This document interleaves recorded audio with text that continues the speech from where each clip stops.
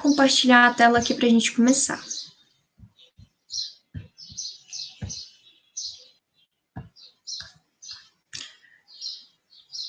Então, começando nossa aula de hoje, né? Vou falar hoje sobre o reino fungi, que engloba aí os fungos, tá? E eu vou acabar falando aí um pouco do reino protista também no finalzinho da nossa aula. Mas é só uma coisa bem pequenininha, tá? Então, vamos lá. O reino fungi, né, ele engloba aí os fungos, tá? E os fungos, pessoal, eles são divididos em dois tipos. Os fungos pluricelulares, chamados de cogumelos, e os fungos unicelulares, chamados de, né, tem vários tipos. Temos as leveduras, temos os bolores, o mofo, tá? Então, eu vou tirar a câmera só para vocês verem a imagem aí.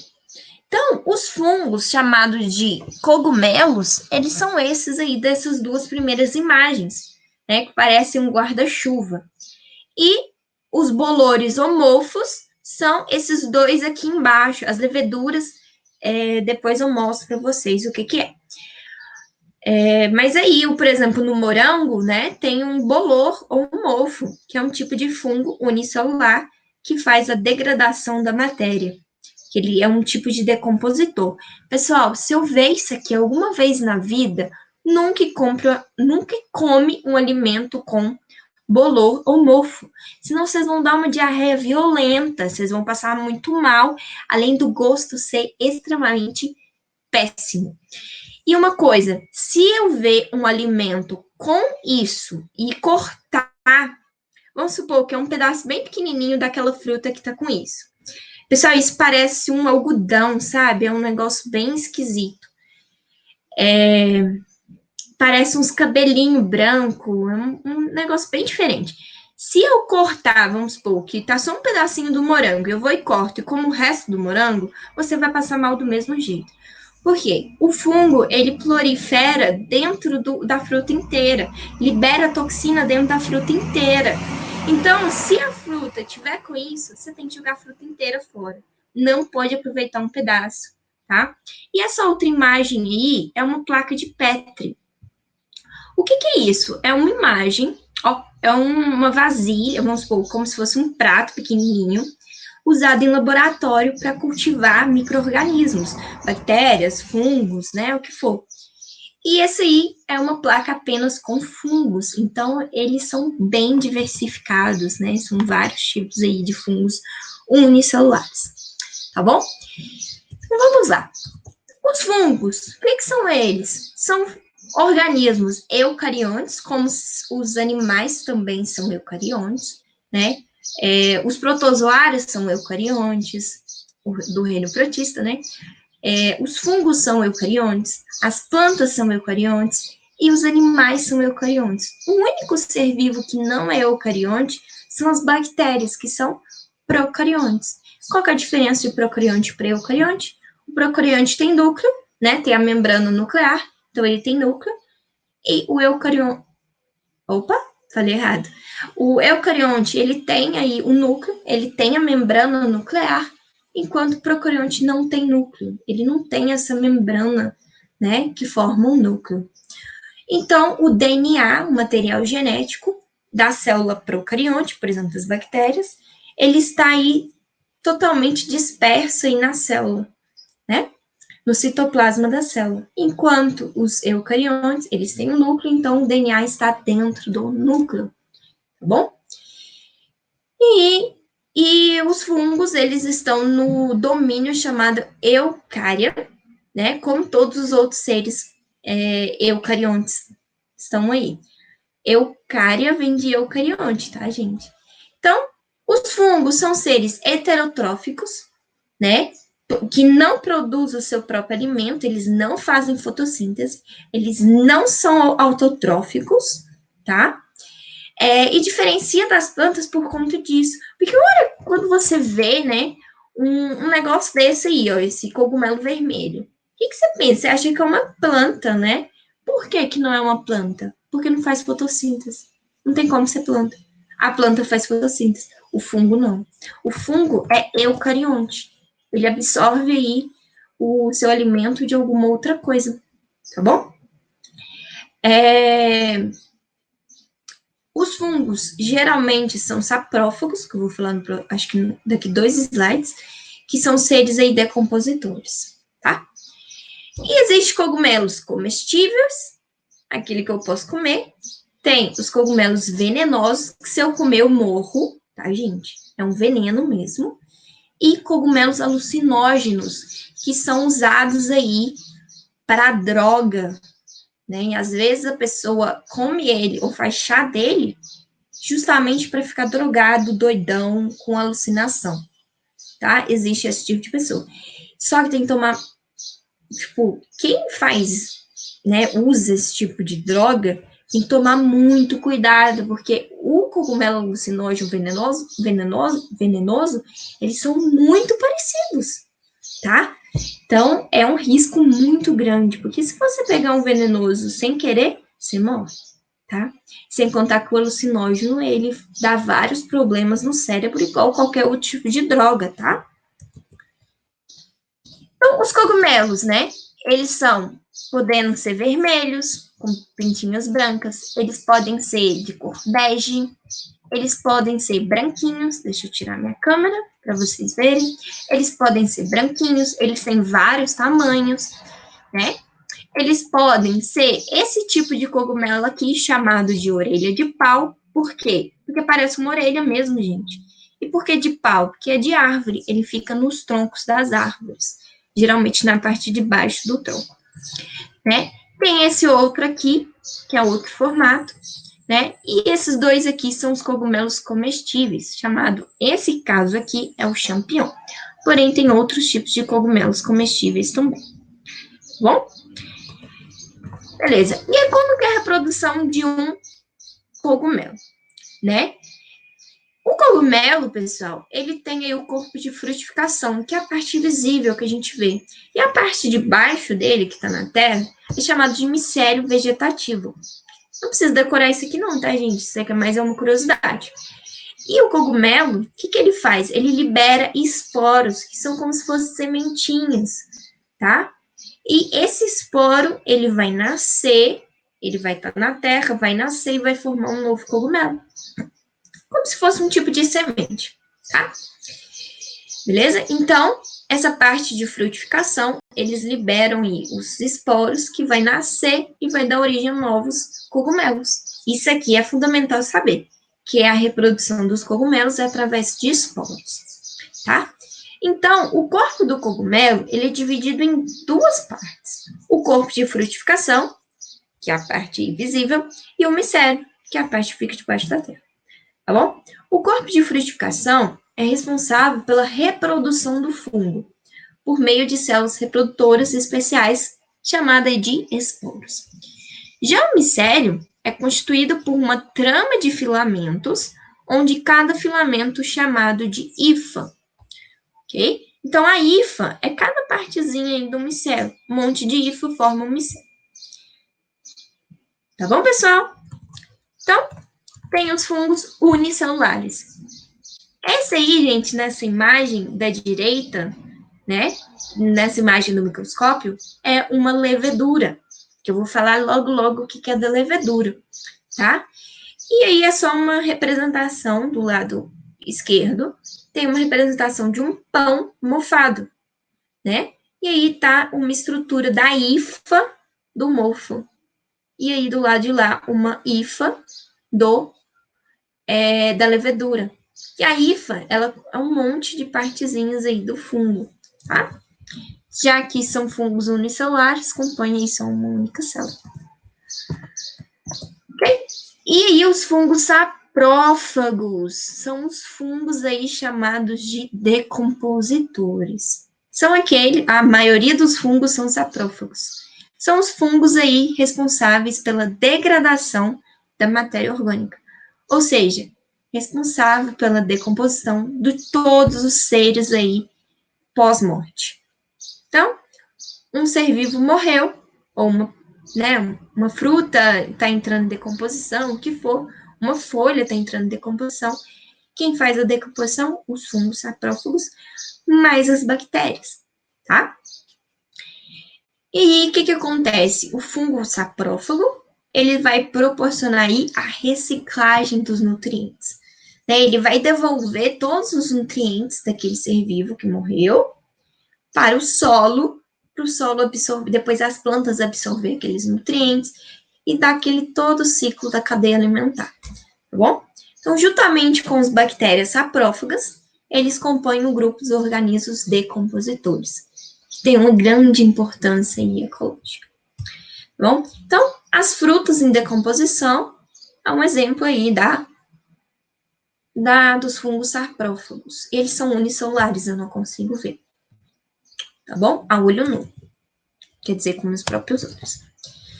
Pessoal, então temos o mofo ou bolor, né, que é o fungo aí saprófago, que é, por exemplo, no morango, que tá esse branquinho, né, que é um tipo de fungo, o da laranja, que é outro tipo de fungo decompositor, né, olha esse no queijo, pessoal, ele é um fungo azulado, tá, e o do pão também, deixa eu tirar a imagem aqui.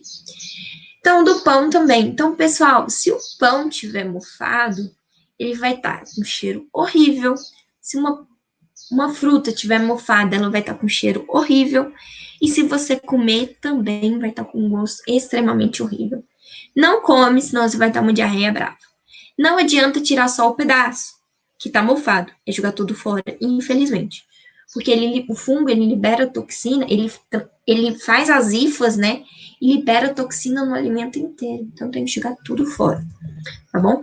Por exemplo, se tiver um prato com um pouquinho de mofo, jogue o prato inteiro. Tipo, um prato que você guardou, né?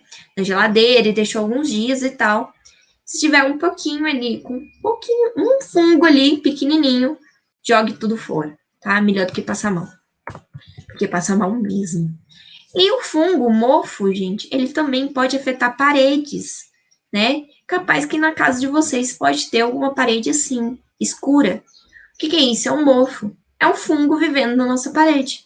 E ele vive quando está úmido aquela parede. Então, em épocas chuvosas, em lugares aí que dá goteiras, que acumula água, né? Costuma dar esse tipo de mofo.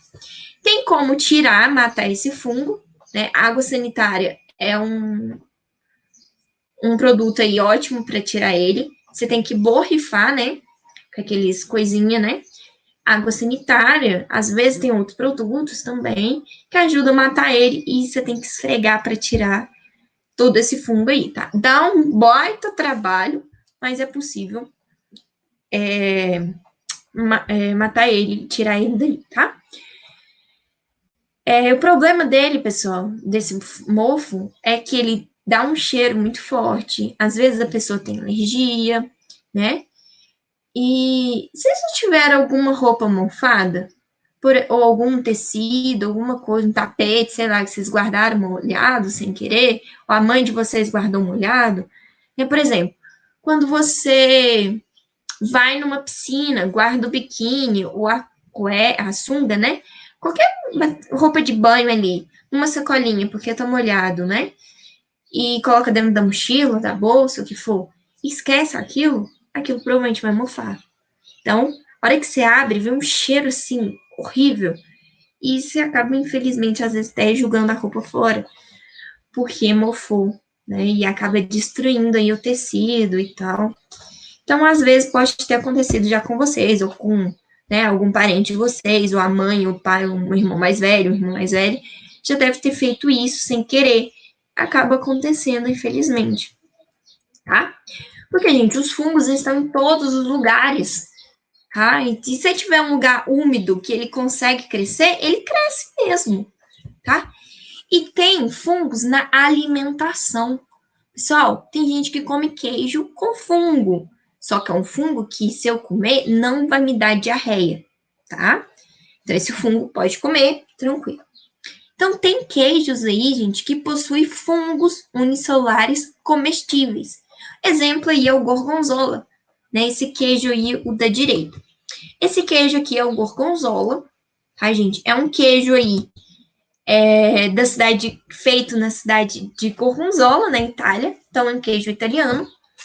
E esse queijo aí, ele é feito com fungos unicelulares. Então, ele tem várias manchas azul, esverdeado, sabe? Que é o fungo ali vivendo e tudo bem eu comer ele, porque ele não me causa problema. E ele deixa um gosto bem característico do queijo gorgonzola. Ou a pessoa ama ou odeia o queijo gorgonzola, porque ele tem um gosto muito diferente. Então, geralmente as pessoas não gostam dele, mas tem gente que ama esse tipo de queijo. Além dele, tem o Roquefort, né? O Roquefort também é um queijo bem parecido com o gorgonzola, que esses pontinhos escuros são fungos. E o camembert, que é um outro tipo de queijo que tem fungo, ok? Então vamos lá. Qual que são o que o fungo ajuda a gente? Primeiro, né?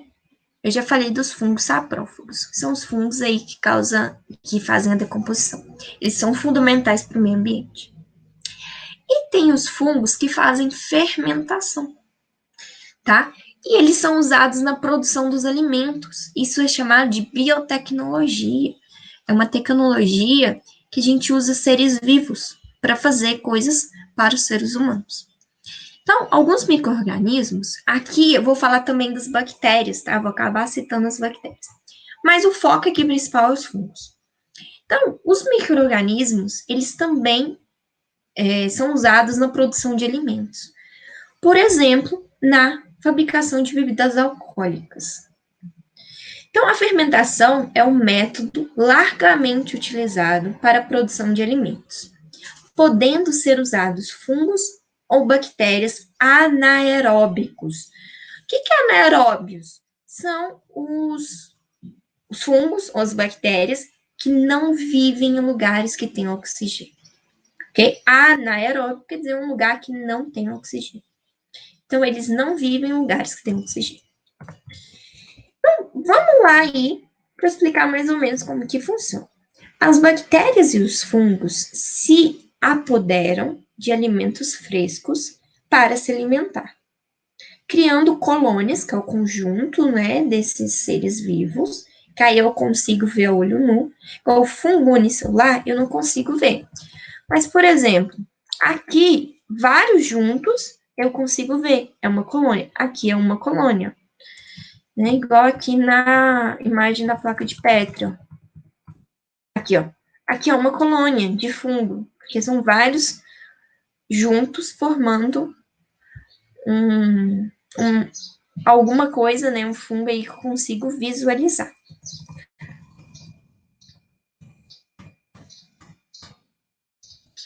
Então, aí, eles formam colônias, né, que é um grupamento aí de vários seres unicelulares, que multiplicam assexuadamente, então é um que divide ao 2, né, depois um outro que divide, que divide a 2, esse aqui que divide em 2, e por aí vai formando vários seres vivos. Em velocidade aí espantosa, então eles reproduzem em velocidade espantosa, muito rápido. Essas criaturas coordenam uma série de reações químicas que liberam substâncias que alteram aroma, cor, textura e sabor da comida. Até aqui, o processo não difere em nada do apodrecimento puro e simples. Assim que as comidas apodrecem. Só que as substâncias resultantes da fermentação, então as substâncias resultantes da fermentação, entre as mais comuns, gás carbônico, etanol. Gente, etanol é o álcool, tá? Ácido acético, ácido lático, que eu vou falar sobre eles depois. Transforma o ambiente de forma peculiar, deixando aí o inabitável para outros micro-organismos. Então, pessoal, o fungo que faz o álcool, eu posso ingerir ele sem problema nenhum. Ele não me faz mal. E o que acontece? Ele faz com que o ambiente ele seja inapropriado aí para outros seres micro-organismos, né? Então, O que começou como apodrecimento se converte em técnica de preservação de alimento. Pessoal, isso aqui foi descoberto muitos anos atrás, sem querer, tá? Então, o pessoal descobriu a fermentação, tipo, há séculos atrás, ok? E, por exemplo, o vinho é uma bebida super antiga, tem história dele da Bíblia. Então, capaz que milhares de anos atrás, né, foi descoberta a fermentação. E aí, muita gente usava a fermentação para preservar o alimento, porque não tinha geladeira. Então, o alimento durava mais. Porque aquelas bactérias ou fungos que estavam ali, o que eles faziam? Eles cresciam, mudavam o alimento e faziam com que o alimento não crescesse mais nenhum outro micro-organismo. E aquele micro-organismo, ele ele não faz mal para o ser humano. E fazia com que os que fazem mal não crescessem. E o pessoal nem sabia o que era micro-organismo, nem o que era bactéria, o que era fungo, hein? Mas eles sabiam sobre a fermentação. Olha que loucura. Porque os micro-organismos, eles foram descobertos muitos anos depois, né? Então, vamos ver aí os fungos na produção dos alimentos. E tem o álcool aí, que não é o alimento, mas, né?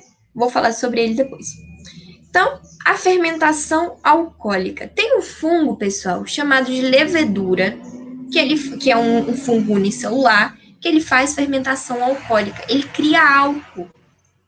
Então, graças a ele que a gente tem todas as bebidas alcoólicas, tá? Então, temos aí as leveduras, em especial a Saccharomyces cerevisiae, que é usada na produção de pão. Pão. Você falou que é usado para o álcool? O pão tem álcool, Alcene? Calma que eu vou explicar. Usado na produção de pão, de massas, de cerveja, de vinho, de aguardente. Lembrando que aguardente é a pinga. Assim como a grande maioria das bebidas alcoólicas e do álcool. O álcool em gel, que a gente passa na mão. O álcool de usar na cozinha, para limpeza. O álcool de combustível, de colocar no carro, é feito através de um fungo, tá? Então, o fermento biológico, talvez vocês conheçam o que é o fermento biológico, talvez a mãe de vocês já usou para fazer pão, para fazer massa de pizza, né? É uma colônia adormecida da levedura, que esse nome aí, Saccharomyces cerevisiae, chamada popularmente de mofo ou bolor também. Geralmente é mais usada a palavra fermento biológico, tá? Então, o que acontece? Como que é o processo? Pessoal, vamos supor aí a cerveja. Como que é o processo da fabricação da cerveja? Eles fazem um suco da cevada ou do malte, né? Pode ser tanto o malte ou da cevada, ou os dois juntos, né? E algumas cervejas brasileiras ainda têm, infelizmente, milho, suco de milho e suco de outras coisas. E tem cerveja também de trigo, pessoal. Então, pega o suco do trigo e coloca aí essa levedura e deixa ali um tempão. O que acontece? A levedura começa a comer esse trigo, ou essa cevada, ou esse malte, ou esse, né, que misturei para render o milho, e começa a liberar aí o álcool. Então, por isso que faz a bebida alcoólica. E o vinho? Qual que é o processo do vinho, pessoal? O vinho, ele é nada mais que um suco de uva, que foi colocado aí a levedura, que ela começou a comer o açúcar da uva e se transformou aí em vinho. Ela começa a liberar o álcool ali, fermenta aquilo e começa a fabricar o vinho, tá? E o pão, pessoal? O pão é a levedura, né? Que vai começar a se alimentar aí do trigo, porque o que é o pão? É a farinha de trigo, mais água, mais sal e mais a levedura. Então, ela começa ali, né, a comer aí o trigo e libera gás carbônico e álcool. O que acontece? Laucélia, tem álcool no pão? Calma. Que aí, quando o pão começa a crescer, que você coloca ele no forno, essa levedura ou fermento biológico, ele começa a liberar gás carbônico que faz a massa crescer, certo? E libera álcools também. Só que, como está no forno, esse álcool evapora. Então, o pão não tem álcool. A massa de pizza não tem álcool, porque o álcool que é liberado nesse processo, ele evapora. E eu vou tirar a imagem para vocês verem aí o shoyu, tá? O molho shoyu, ou também chamado de molho de soja, é um molho salgado feito de soja fermentada por fungos aí, não é levedura, mas é um fungo chamado de koji, né? E as leveduras também, e também pode ser usado as bactérias. Essas bactérias são chamadas de halófilas. Então, o molho shoyu, que é usado, por exemplo, para comer sushi, né? Ele é também um alimento fermentado, tá? Ok? Agora, vou falar sobre as bactérias, pessoal. Ó, as bactérias, elas fazem um tipo de bactéria chamada de lactobacillus, faz a fermentação láctea, né? Certas bactérias, como as bactérias lácteas, são usadas na produção de coalhada, iogurte, queijo, leite fermentado, popularmente chamado de Yakult, picles, chucrute, que é um alimento alemão, que é um repolho fermentado, salame, o kimchi, que é um prato coreano, e entre outros. Okay? O que acontece, pessoal? Para eu fazer iogurte, o que eu faço? Eu pego o leite, coloco uma bactéria, geralmente em formato de comprimido, deixo ali um tempo, né? E o que acontece? Essa bactéria vai comer o açúcar do leite, chamado de lactose, e vai transformar e vai fabricar o ácido lático, que é o que dá a característica aí do iogurte, tá? E se eu colocar um outro tipo de bactéria, mas também continua sendo um lactobacillus, vai formar o queijo, ou coalhada, o que for, né? Então, a bactéria, ela também pode ser usada na fabricação de alimentos, tá?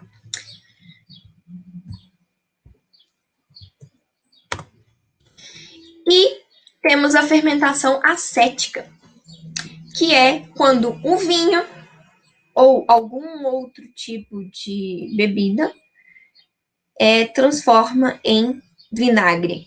Então, vinagre, pessoal, o que é o vinagre? É um vinho que foi fermentado de novo, só que agora pela fermentação acética.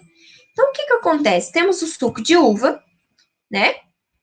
O suco de uva, ou suco de maçã, ou suco de outras coisas, que é usada em fermentação alcoólica. Então, o suco de uva vai virar vinho, por exemplo, certo? Então, existe a fermentação alcoólica pela levedura, e depois aí é fabricado, então aí é fabricado o vinho, né? Ou o outro aí, no caso, se for, por exemplo, se for de maçã. Depois, esse vinho, né? Ele é fermentação aí, ocorre a fermentação acética, que é a fermentação do álcool para o ácido acético, formando aí o vinagre. Se for de maçã, vai formar o vinagre de maçã, por exemplo, tá? E o termo vinagre deriva do francês vinaigre, sei lá como que é a pronúncia disso aqui, e quer dizer vinho agre ou vinho azedo, tá? Então, o que é o vinagre? É um vinho que sofreu fermentação acética, que ele ficou, então, um vinho azedo, ok? Então, vamos saber como que começou toda essa história aí da fermentação? Como que o homem descobriu a fermentação? Então, ó, o histórico aí da fermentação. Tudo começou com a cerveja, pão e vinho, que são os alimentos aí mais antigos, os alimentos fermentados mais antigos do mundo, né? Que é a trindade que disputa o título de alimento fermentado mais antigo conhecido pela humanidade. A cerveja e o pão são grãos fermentados. A diferença fundamental está na quantidade de água usada para prepará-lo. A cerveja tem 6.000 anos de idade, possivelmente mais, e surgiu, a que tudo se indica, na Mesopotâmia, que é uma região entre a Europa e a Ásia. Antigamente, né, ela não existe mais nessa região. Mas hoje está entre o leste europeu e um pedacinho da Ásia. Se não me engano, é isso mesmo. É resultado aí da fermentação da cevada, ok? Mas hoje é feito através da fermentação do malte, fermentação do trigo, ou fermentação de cevada mais malte, ou da fermentação aí de outros grãos, por exemplo, aí o milho. Já o pão surgiu no Egito, como evolução de uma pasta de cereais conhecida desde 10.000 anos antes de Cristo, que teria sido atacada pela mesma levedura, acidentalmente. Não se sabe quando o processo, relativamente comum em depósitos de alimentos, se tornou rotineiro e controlado. Os dois alimentos, né, o pão e a cerveja, eram tão importantes que serviam de moeda entre os egípcios, né? Os trabalhadores das obras das pirâmides recebiam sua remuneração diária na forma de 3 pães e 2 canecas de cerveja. Então, olha o tanto que era importante, né, esses alimentos fermentados. E o vinho? Como que surgiu o vinho? Há evidências mais antigas da fabricação do vinho. Desculpa. As evidências mais antigas de fabricação de vinho foram encontradas na região de Caucásia, onde hoje se encontra a Geórgia, que é um país no leste europeu, e datam de 8.000 anos atrás. Do ponto de vista microbiológico, né, dos micro-organismos, a transformação é similar ao pão e à cerveja. O que muda é a fonte de açúcar, que alimenta o fermento, ou seja, a levedura. Saem da cena o trigo, a cevada e o centeio, e entra aí as uvas. Agora, para finalizar nossa aula, né, para finalizar aí a parte dos fungos, vou falar dos fungos parasitas. Os fungos. Peraí.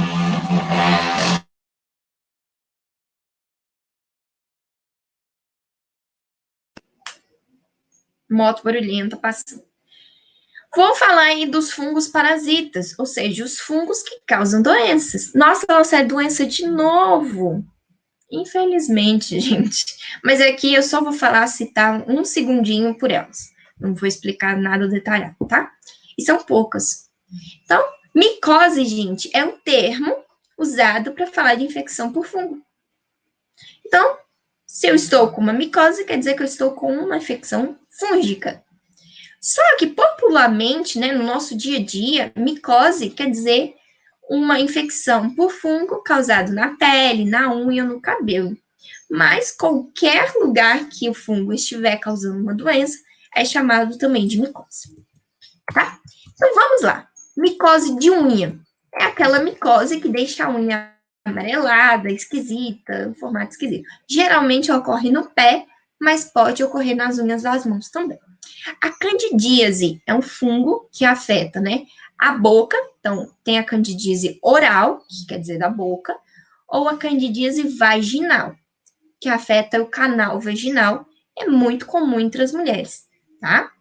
Que é essas coisas brancas aí que aparecem na boca. Na boca também pode se chamar de sapinho, se não me engano é o sapinho, e pode ocorrer essa mesma coisa aí no canal vaginal, ok? Pode ocorrer nos homens também, mas é muito mais raro. Tem a pitiríase vesicolor, ou também chamada de pano branco, que é uma doença aí que causa nas costas, no braço, né, que dá umas manchas mais claras, que aí é um fungo afetando a sua pele ali. Tem a frieira, também chamada de pele atleta, que é uma doença aí que está entre os dedos, geralmente porque deixa o pé muito úmido, tá? Então, causa aí. E às vezes pode causar em um dedo, às vezes em dois, ou até no pé inteiro, tá? Pode se chamar frieira ou pé de atleta. E a impinge ou tínia, que é umas. Deixa eu tirar a imagem. Que é uma mancha aí circular, que as bordas são altas e vermelhas, e o centro costuma não ter nada. Como que eu trato uma doença, né? Uma micose? Geralmente essas aqui são doenças cutâneas, ou seja, na pele. Então, por pomadas ou remédios que a gente toma. Então, cada doença vai ter uma forma de tratamento. Mas geralmente é assim, tá bom? E temos aí outros tipos de doenças causadas por fungo que não são cutâneas. Eu trouxe duas para a gente falar, que é a meningite fúngica e a aspergilose, ou também chamada de pneumonia fúngica.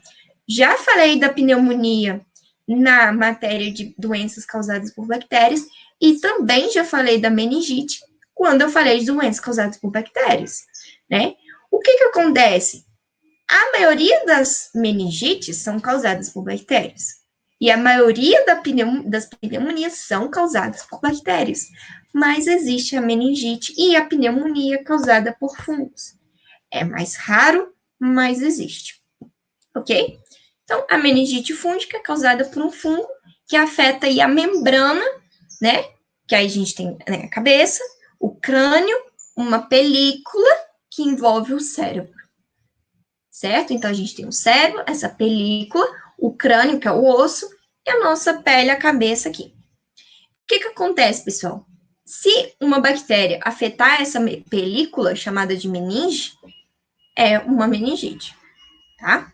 Se um fungo fazer uma doença ali nessa película, né, nessa pelinha que cobre o cérebro, também é um tipo de meningite, ok? E aspergilose é quando esse fungo, chamado de aspergilose, sei lá, algum nome assim, ele afeta o pulmão, causando uma pneumonia. Ok? E os líquens, que é uma associação simbiótica, ou seja, os dois se beneficiam entre fungos e algas. Então, o conjunto de fungos e algas, juntos, forma os líquens. Eles vivem juntos, ok? Formando uma associação simbiótica de mutualismo. Os dois ajudam um ao outro. E esse líquen são essas manchas que a gente vê nos troncos das árvores, ou esbranquiçados, ou esverdeados, ou amarelados.